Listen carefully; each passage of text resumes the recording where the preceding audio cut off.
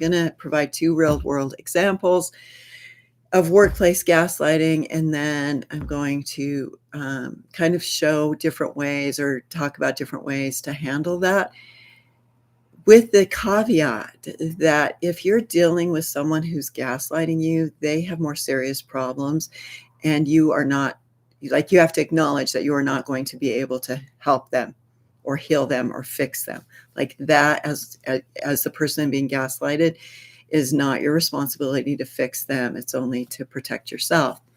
So one gaslighting example is a manager denies ever approving a project plan they previously signed off on, leaving the employee confused and doubting themselves, right?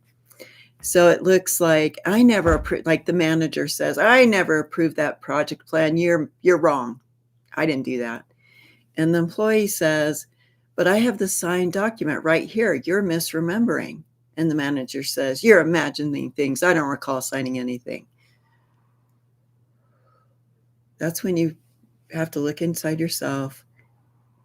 If you can't leave, like if it's a meeting room and you cannot leave, then that's where you just go to the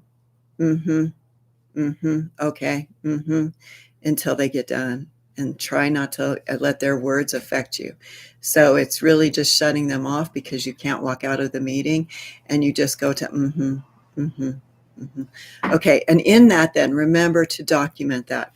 On this day, so-and-so said this about this, and I can provide evidence that shows that that's not accurate. Recording them doing that is also a way to be able to play it back to HR or even play it back to them to say, yes, you did act that way. Yes, you did say that. All right.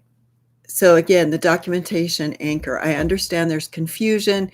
Here's the signed approval form from last week. Let's review it together. Let's hope that works, right?